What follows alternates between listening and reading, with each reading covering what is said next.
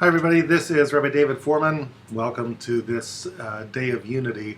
And I want to talk with you a little bit about the idea of the day, unity, which is a very kind of broad idea, but I want to bring it back to really the very beginning. Every saga has a beginning, and the saga of unity or disunity within our people, within humanity, and within, I think, our closest relationships goes back in many ways to the very, very beginning of the Torah. I'd like to talk to you about the question of unity and the question of what is the, I think, most pernicious thing that we can do to destroy unity within ourselves, whether we're talking about unity as a people, whether we're talking about unity of humanity, unity of a nation, or even unity of ourselves in marriage, within the family, or with our friends. I think there's one terrible sin that we can do, one pernicious root of needless disunity, disunity among people who should be friends, who should be in love with each other. Somehow, as much as we know that we should extend ourselves in love to one another, it's not as easy as it seems, and the best laid plans of mice and men get easily overturned in the reality of life. And I think it goes back to perhaps the most fundamental sin in the Bible. It goes back to the story of the tree of knowledge of good and evil. I want to examine that narrative with you and also examine the role of a strange part of that narrative, a kind of epilogue, the story of the Cherubim. The Cherubim are these angels that appear at the very end of the story that seem to banish us from Eden. These two angels, and there's this strange flaming sword between them, and they're there to make sure that we never make it back to the tree of life, back in the center of the garden, and they keep Adam and Eve out of the Garden of Eden forevermore. But the strange thing is that these same angels, these Cherubim, they show up one other time in the Torah, and one other time only, in the Mishkan, in the tabernacle. These two Cherubim appear once again, and they adorn the top of the Holy Ark, and inside the Ark is the Torah. And strangely, this time the Cherubim appear, they do not appear with a sword. They are swordless Cherubim. And it almost seems like the same angels that keep us away from Eden, that bar us from access back to the tree of life, are giving us access into a new world of God's, not the garden this time, a world that God created for himself, but a world that we create for God, the Mishkan, the tabernacle, and these same Cherubim that keep us away with their sword from the first world usher us into the second world and give us access to the second world. And it seems like there's something mysterious going on with these Cherubim. Who are these Cherubim? Who are these angels? What do they mean to tell us? What's the meaning of their sword, this double-edged sword between them? So I want to examine the story of the tree of knowledge of good and evil with you with an eye towards human relationships, unity and disunity. Because the theory I want to suggest to you today is that of all the great problems in the story of the tree of knowledge of good and evil, we perhaps look at the story maybe with an eye towards a red herring. The red herring is the actual eating of the fruit, and that seems like the great, great sin. What I want to suggest to you is that it may well be that what happens after the eating of the fruit by Adam and Eve is actually the great sin of Eden, for which Adam and Eve are barred from the garden. It's a direct response or a direct sort of ramification of eating from the fruit, but I think it's the beginning of disunity within humanity. Let me try to sketch out what I mean. Maybe a good way to begin is to try to ask some basic questions about the story of the tree of knowledge of good and evil to sort of clear the decks and kind of lay out some fundamental principles and then kind of see where that develops. So join with me. I'm going to share with you a couple of questions that I've always had about this story. I'm curious if these are questions whether you've had as well. Here are some of mine. Question number one, why create a tree and put it in the garden if you really don't want me to eat from it? Right? Why would God do this? Why create this tree, this special tree, a tree of knowledge of good and evil, for the sole purpose, evidently, of people not eating from it? I mean, that seems counterproductive. If you really don't want people to eat from the tree, then maybe you shouldn't put the tree there in the first place. This is a question that people always asked me, and frankly, I sort of avoided it. I guess in the olden days, my sort of stock answer to this question was, well, there had to be free will. There wouldn't be free will unless there was a possibility of evil. But it just sounds kind of capricious. It sounds like God is up there in the heavens and says, well, I have to sort of create free will, so I'll have to arbitrarily put something off limits so that there'll be free will, and then I'll play gotcha if they actually eat from this tree. It just doesn't sound very nice. It's like a parent rigging this little test. Like, maybe if I leave a cookie in a cookie jar and I tell my kid not to eat it, so then I'll see how obedient they are. It just sounds sort of random and I guess capricious. So is there a nicer way to see this story? Why would God create this tree just so that we don't eat from it? Is that the whole purpose? So that is question number one. What is the tree doing in the garden if we're just not supposed to eat from it? Just don't create it in the first place. Question number two. This tree is not just a tree that you're not supposed to eat from. It has a very special name, and it is called a tree of knowledge of good and evil, which presumably means that once you eat from the tree, it somehow changes the way you look at morality. Exactly how, we can debate, but it seems like somehow it perverts or corrupts the way we understand morality. It changes the way that we understand morality, which is a pretty heavy thing for a tree to do. How is it that I take fruit from this tree and all of a sudden it changes the way I look at things? Why would that be? In other words, so again, there's sort of two ways you can think about this. You can think about it in a sort of magical way, that God had some fairy dust and he sprinkled it on this tree. And it was this orange powder, and it's magic. And when you eat from the tree, it just plays with your brain and changes the way you look at everything. And you can't ask why or how, it just does it. Poof. It's a big puff of orange smoke, and just like the Wicked Witch and the Wizard of Oz, everything is different now. You're not in Kansas anymore, and you look at morality differently. That's possible. Or maybe there's a more rational way of looking at it. Maybe there's a mechanism that we can actually discern and understand as to how eating from this tree would change the way you look at the world. So if so, what is that mechanism? Is there a rational mechanism by which doing something as simple as eating from a tree could change the way I understand morality and I understand questions of right and wrong in a bad way? How is it we might understand that? That's question number two. While we're talking about magic, another thing this tree does, supposedly, is that if you eat from this tree of knowledge of good and evil, death comes to the world. Biyama hacham menamot tamut, in the worst of the verse, the day that you eat from it, you will surely die. The Ramban explains this means you'll surely die that day. It means you'll become mortal beings. You'll eventually die. But either way, again, the question is, how does this tree bring death to the world? So again, you can understand it magically. God has fairy dust, and he sprinkles it on the tree, and he makes it a very lethal, poisonous tree, such that if you eat from it, all of mankind will immediately become mortal and will cease living forever. And that's one way to look at it. The other way to look at it is that maybe there's some sort of rational mechanism by which the tree creates mortality, by which the tree makes us mortal. So that's the next question. While we're talking about magic and mechanisms, let's talk about the second special tree in the garden. There was also another tree, a tree which, strangely enough, we were allowed to eat from, and that was the tree of life. You eat from the tree of life, and presumably you live forever. And now the question is, how did that work? Was there fairy dust? You sprinkled the orange smoke on the tree, and all of a sudden, bam, it gives you eternal life? Or maybe there's some sort of rational way in which this tree does confer eternal life upon you. So those are some of my questions. Let me check my notes, see if I have any more. While we're at it, let me ask you this question. What would you say the Yetzer Hara to eat from the tree is? Which is to say, what was the desire within humankind to eat from this tree? I mean, we had it pretty sweet, didn't we? I mean, we had a whole garden. You're in paradise, right? You can eat from any tree you want. So imagine yourself on paradise. You know, you're on that Alaska cruise that you always wanted to be on. And it's great. You're seeing the icebergs, and you're seeing little hamlets and artist colonies in Alaska, and you're seeing the receding glaciers, and you're seeing all this wonderful stuff, and it's what you always wanted, and the food is wonderful. And you can have anything you want on this cruise, and the rule is it's a free cruise. You can have everything you want. Just don't eat dessert on the second night of the cruise. I mean, most of us can handle that, right? But here's Adam and Eve, and the one thing which they're told they can't have, this one tree in the center of the garden, that's actually the first tree they go for. Interestingly enough, you don't even have any evidence they went for any other tree. They went straight for the one tree that they couldn't have.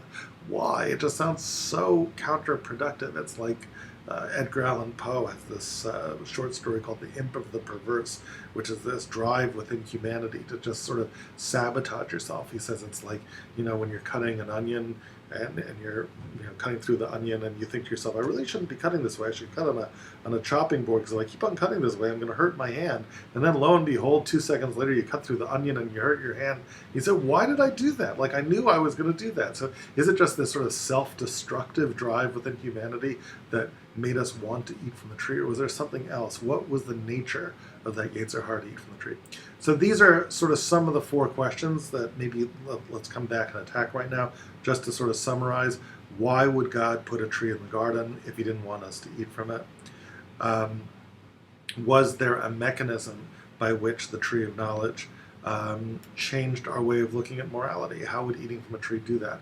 Was there a mechanism by which the tree of knowledge confers mortality upon man, by which the tree of life confers eternal life upon mankind? And what's the Yetzer Hara to eat from the tree in the first place? Why would we actually want to do it?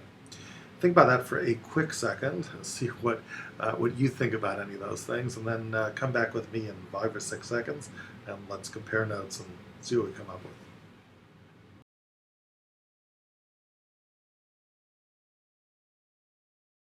Okay, so here is the theory I want to sketch out with you. It begins, just as that title slide suggests, with the question that I began with, which is, why bother creating this tree and putting it in the garden if you really don't want me to eat from it? So I want to take kind of a parenting model here. Imagine God is the great parent in the sky, and he's giving basically these gifts to these children that he loves. And the gifts are all these trees. Actually, the first command in the garden wasn't stay away from the tree that you're not supposed to eat from. It was actually eat, yes, eat from all of these trees. That's actually the emphasis of the command, to enjoy all of these trees. Because if you think about it as a parent, when I give a gift to kids, what do I really want? I mean, if I'm a grandfather and I show up at my kid's house and I give this gift to my grandkids, this Lego Star Wars Star Destroyer, so what do I want to see from the kid? I really want to see 2 things. The first thing is I want to see the kid actually enjoy it, right? If the kid says, oh, thank you, Grandpa, and then puts the thing on a shelf and never even opens it, so I feel kind of bad, right? I gave it to you to enjoy it. I want to see you enjoy this. That's what you want to see if you give a gift out of love. But you actually want a second thing too, which is that as the kid enjoys it, you want the kid to understand that the gift came from you. So one of the things you want is maybe a thank you, right? It could do it. But even if the kid doesn't say thank you, you don't really even need the word thank you. You just need the kid to understand when he or she uses that gift, that it's a gift that actually came from you. In other words, you don't want them to succumb to the illusion that their room comes with these great Lego toys. That's just the way life is, right? Because then you sort of destroy the whole relationship potential of that gift. I gave you that gift so that you should understand it comes, I want you to enjoy it, understand it comes from me. Ultimately, that brings us together in this relationship. If you take it for granted, you just say, this is the way the world is, my world comes with stuff in it, it kind of destroys our relationship. And the way God sort of set that up in the garden was, I can give you these gifts, I want to see you enjoying them, eating from these trees. But as you eat from them, I want you to understand that they're gifts from me. So therefore, what do? I take one tree and I say, please don't eat from that tree. That is my tree. This is the master of the garden's tree. So in other words, by avoiding the master's own tree, my tree, and there's that sense, by the way, that the tree of knowledge of good and evil is God's tree. The snake, even when he talks about it as a tree that's God's special tree. So God says, if you avoid my own one special tree, then what's happening? When you eat from all the others, you are eating from it in a kind of consciousness that you're a guest in the garden. You are someone who is enjoying what it is that I've given you, these wonderful gifts that I've given you, and then the purpose of paradise is realized. You're enjoying these gifts, it creates that relationship, and then what happens? And then, one way or another, you eat from the tree of life. See, interestingly, the people were never actually explicitly told about the tree of life. It was just there in the garden, in the middle of the garden. Eventually, they were going to eat from it, and that would actually be okay. Later on, they're banished from the garden. They aren't supposed to eat from the tree of life, but that's after they eat from the tree of knowledge. Before they ate from the tree of knowledge, it was like an okay thing to eat from the tree of life. How were they going to get eternal life? Let's get back to that question. What was the mechanism of that tree? It wasn't orange smoke. It was actually something very rational, because think about it. What really is the only living thing in the universe that lives forever and never ever dies? You'd say that's God himself. There's this other special tree, a tree of life. And when you eat from it, you live forever, because it's like, when you eat from it, it's like you've somehow gotten so close to this being God that you're like clutching God. And when you're so close to God and holding on to God, then you partake of his immortality. Well, here's a radical idea. Maybe any tree of the garden could have been the tree of life. It's a tree in the middle of the garden. What's a tree in the middle of the garden anyway? Look at a huge forest. What's in the middle? It's any tree you happen to be looking at. God says there's a tree in the middle of the garden that actually God's attention is focused on. It's really all about that tree. It's about allowing mankind to have the tree of life. If you do what I say you should do, if you enjoy all of these wonderful trees while staying away from the one tree that you're not supposed to eat from, the tree of knowledge of good and evil, the master's own tree, do you know what you're doing in that case? You're hugging God. You're holding on to him. You're clutching him. You're clutching the tree of life. Much like we say in the Torah, Eitz Chaim hi l'machazikim, it's a tree of life to those who clutch it. In Hebrew, we have one word for this. We call it dveikut, which is clinging to God. But how do you cling to God? God is like fire. You can't touch him. You can't feel him. But if you have that relationship, if you're in the garden, you're enjoying all the trees, and you're doing it in a way that you understand they come from God while staying away from that one tree, that is dveikut, and you obviously live forever. You're eating from the tree of life. And this helps us understand how the tree of knowledge confers death. Because there is an alternative. If I choose not to have dveikut, I choose not to cling to God, I choose to somehow deny that gift by eating from the tree of knowledge, I turn my back on dveikut, and then obviously I'm just a mortal being that dies, just like everything else. I'm not holding on to that eternal source of life. I'm not holding on to the tree of life anymore. But why would you do that? What's the Yetzer Hara to do that? Why would someone turn his back on the tree of life? Why would you eat from the tree of knowledge of good and evil? Why not just stay away from the master's own tree? It seems like such an easy thing to do, not to eat dessert on Tuesday night. Why go for that one tree of all trees? And the answer, I think, now is clear, because there is a certain advantage to eating from that one tree, isn't there? It's like a little make-believe game. Let's pretend, you and I, Adam and Eve, that we're the master of the garden. In some ways, it's no fun just being a guest in the garden. There's restrictions being a guest in the garden. I don't have these trees forever. Maybe you'll take it away one day. I want control.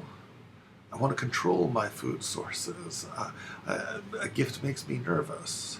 So if I ate from the master's tree, maybe I could pretend to myself and to you that I'm the master. When you do that, you cut off your relationship with the master. It's one thing to cling to God. It's another thing to try to pretend to be God. Eating from the tree of knowledge of good and evil is trying to pretend to be God. And that changes your view of morality. It changes everything. It changes the way you see right and wrong, not magically, but rationally. Think about that for a second. How is it that my view of right and wrong changes once I no longer understand who I am, once I start pretending that I am the master of the garden?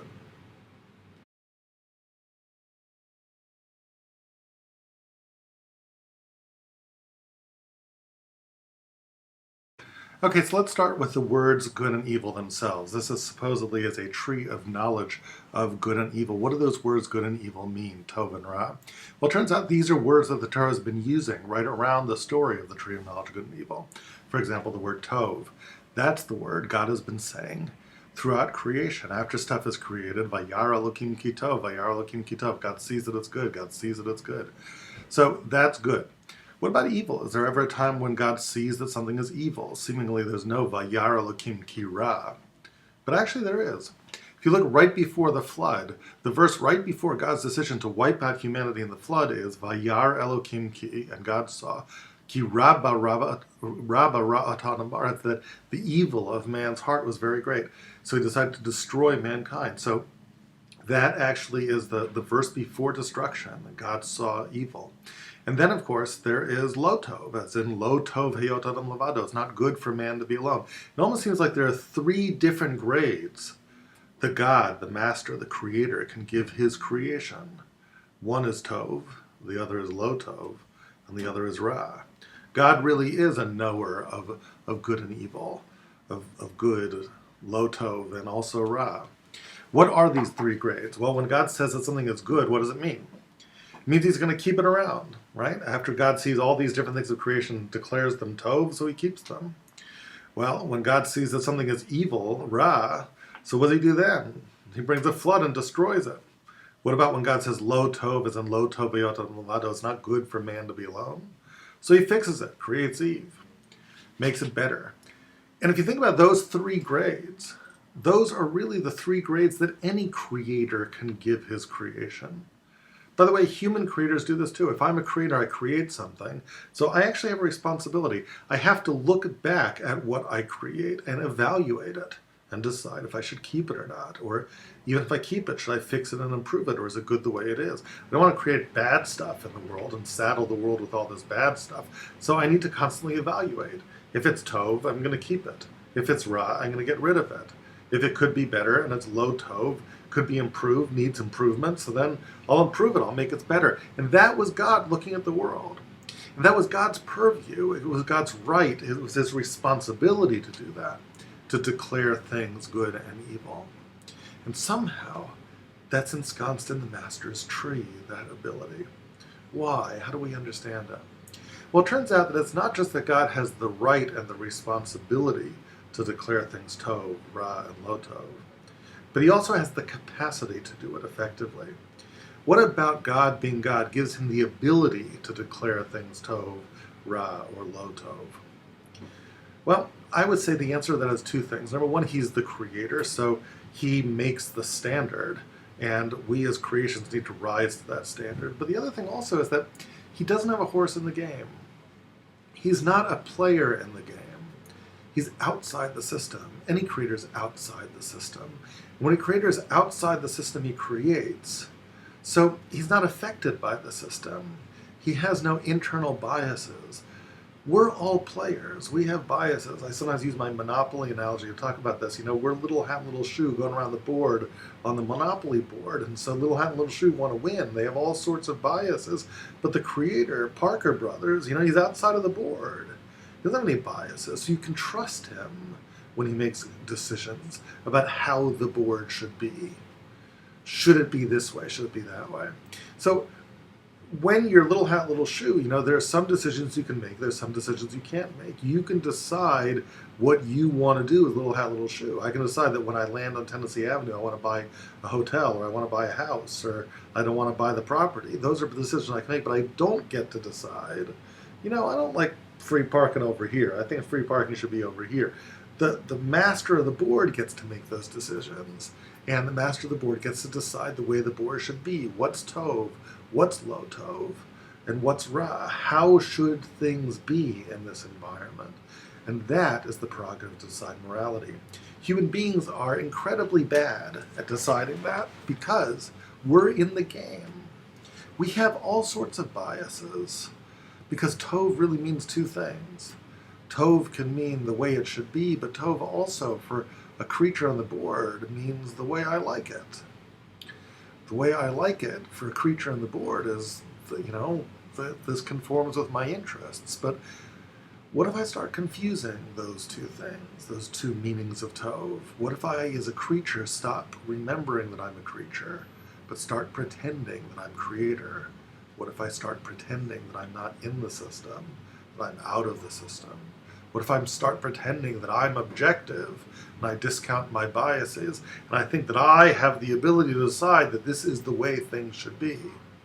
That's what happens when you eat from the master's tree. And if you think about it, that is one of the reasons I might want to eat from the master's tree, because I like the ability to be able to declare this is how it should be and this is how things shouldn't be. It's the ultimate power in the universe to be able to declare things like that.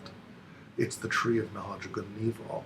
And That is the allure of the tree of knowledge of good and evil, the ability to make those declarations and to do them with confidence that I can declare, that I have the right to declare and the ability and capacity to declare this is how things should be. And once you do that, it really is the root of all evil. You see, because, play it out this way. Let's say I don't eat from the tree of knowledge of good and evil. So I can still choose evil in life, right? I can always choose evil in life. But how evil am I going to be? I do something wrong. Whatever I do wrong. So I'll do it wrong for a little while, but then I'll realize it's wrong and I'll stop doing it. I mean, how long can I really do it? At some point, I have to understand I'm little hat, I'm little shoe, and I'm doing something wrong, so I come back and I do it right. But if I lie to myself, if I am little hat, little shoe, and I start thinking I'm Parker, so now there's no check anymore on the evil. I can just say, no, this is the way things should be. I think the world is better off without Jews. Let's kill 6 million of them. And I think that's right, and it's just, and it's good, because this is how it should be now. And all of a sudden, evil people don't think they're evil anymore. I could be the worst person in the world. I could be Stalin, I could be Hitler, and I think I'm doing the world a favor with my extermination campaigns, because this is how it should be. I arrogate to myself the right to declare that what conforms with my desire, the good for little hat and little shoe, is actually the good of Parker. It's all the same. This is how the world should be. And therefore, eating from the tree of knowledge is really the root of all evil in the world. But it's not just the grand evil of a Stalin or a Hitler that becomes possible in eating from a tree of knowledge of good and evil. Not every one of us rises to that level of evil. But all of us deal with the poisonous consequences of the tree of knowledge of good and evil in our own relationships, in our own families, in our closest relationships. And that's where it gets to the issue of the unity. The ultimate unity, the very first unity, was supposed to be the unity between man and wife, the unity between Adam and Eve, but that gets shattered in the wake of eating from the tree of knowledge of good and evil also. It gets shattered by an action undertaken by Eve, and it gets shattered by an action undertaken by Adam. As I suggested before, even greater than eating from the tree is the very first consequences, perhaps, of eating from the tree. So what are those consequences? Eve eats from the tree, and immediately after she eats from the tree, she does something. She offers fruit to Adam. Now, why would she do that? Eve is created as a partner for Adam. Lo tov hayot adam levado. It's not good for man to be alone, God said. Why wasn't it good for man to be alone? Because if mankind was single and solitary, living in a world of animals, here's a theory, perhaps he would seek company where he oughtn't. He would begin to see himself as just another one of the animals. And that isn't good, and therefore God needed to inoculate man from that perspective, and said, I'm going to create another human being who is taken from you, who you will be drawn to, because you want to become a unity again with them. Man will be drawn to woman because she comes from him. And this is what man says when woman is created. Zotapam, etzem atzamai batsarim b'sari l'zot ikra isha kimei shlu kachazot. Man exclaims in joy, this time there's a flesh from my flesh, a bone from my bone. I call her woman because she was taken from man, and he desires her because he wants to become whole again. He wants to reclaim his lost feminine side. And she, for her part, in offering her love, in accepting man's advances and accepting man, affirms his humanity. He understands that he's not an animal because here's another real flesh and blood human being that accepts him for who he really is. And that's the greatest gift of love we can ever give someone, to accept them for their deepest humanity, for who they are, for their sense of humor, for their way of looking at the world, for their creativity, the things that make us human. When she accepts man for that, she does what gives the greatest gift of love you can possibly give and affirms man's humanity. But the corruption of that is when I eat from the tree and I think all of a sudden that maybe I'm not so human after all. I pretend that I'm more, and I say, if you pretend too, that you're something that you're not. And when woman offers that tree and says, yes, I'll accept you, if you have this, It's the ultimate ahava tluya b'davar. The sages say there's love that's unconditional. I love you for who you are. And then there's love that's conditional. The beginning of conditional love is, here's this fruit, and then maybe I'd like you even more if you were like God, if you were someone you couldn't possibly be. And that's the beginning of the downslide, the beginning of not understanding who we are, trying to lie to ourselves, and thinking that maybe we can even buy love by lying. And what about man? What's his first response after eating from the tree? God comes out of the clouds and says, Adam, why'd you do it? He has the gall, Adam does, to give this reply to God. Ha'isha asher natata li hi natna li va'ochal. Wasn't my fault, God. Whose fault was it? The woman who you gave me, she's the one who gave me, and I ate. Look at that. So he disclaims responsibility personally for eating. It's all her fault.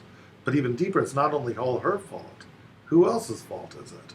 It's all God's fault. And after all, God was the one who gave the woman who gave for me from the tree.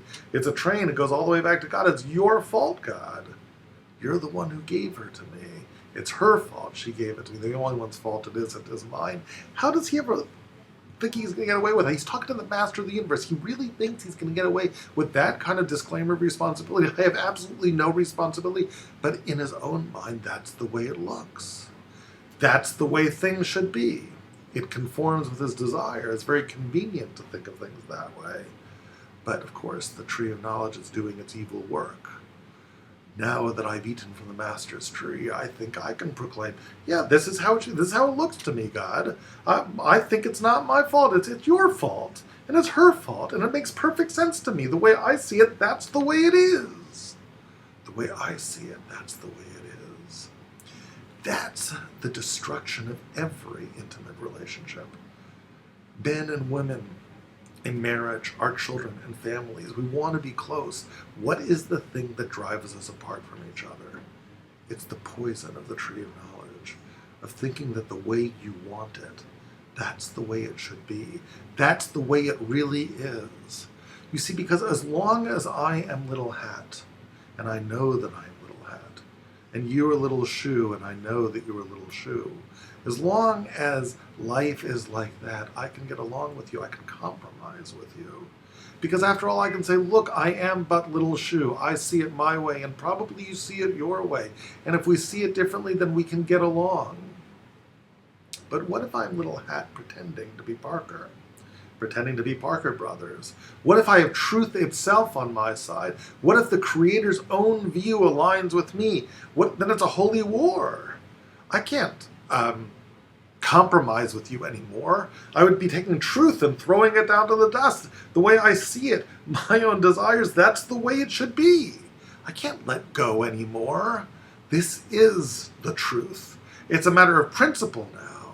It's a matter of principle. I can't compromise anymore.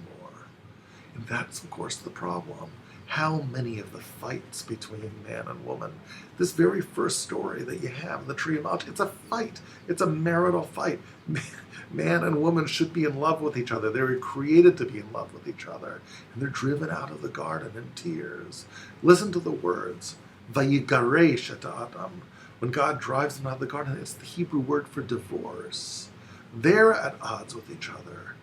And at odds with each other, God says, you have no place in my garden anymore. I would love to invite you in, but I can't have fighting in my house. This is my house. And as they leave the garden, they turn and they see two cherubs. Cherubs always come in pairs. They're paired angels, brother angels, angels that should love one another, but there's a sword between them.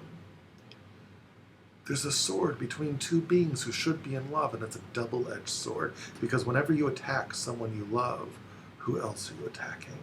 You're really bringing down yourself too. You're supposed to be a unity, but when I attack you, I'm destroying me. It's the silliest thing in the world, but the tree of knowledge makes it possible. The tree of knowledge makes you think I'm right, and the thing that matters most is the fact that I am right, and the truth lies with me, and therefore if I have to cut you down, and cut me down, I'll do that in the name of principle. When Adam and Eve look back on the two cherubs with the flaming sword between them, all they're seeing is a mirror of themselves, two beings who should be in love, tragically with a sword between them instead. God says that way you have no place in my garden, but if you like, make a world for me yourself. Make another garden, make a mishkan, make a tabernacle. And when you do, find ways to get along. The Cherubim on top of the ark always need to be facing each other, looking at each other eye to eye, without any sword. The sword indeed can't even be used to fashion any of the stones for the Mishkan, for the place of God's temple. If you do, you profane the temple. The sword is the opposite of temple. If you can find that unity, if you can turn your back on the tree of knowledge, if you can embrace the tree of life, coming together with God means coming together with your brothers, coming together with those you should love. In order to do that, you have to turn your back on the tree of knowledge. You have to be able to understand who you are. You're a human, and the one that you love is a human, no more and no less. You have no claim to the truth. You have no claim to the way of looking at things. That's Parker's role. That's God's role. If you can understand that, embrace your humanity and turn your back on the illusion that you possess God's own way of looking at the world, then you can bring peace between the Cherubim, then you can make a place for God in the world, and then you can truly love your wife, your children, your brother, your sister, and then you can truly bring unity to the world. Have a good night.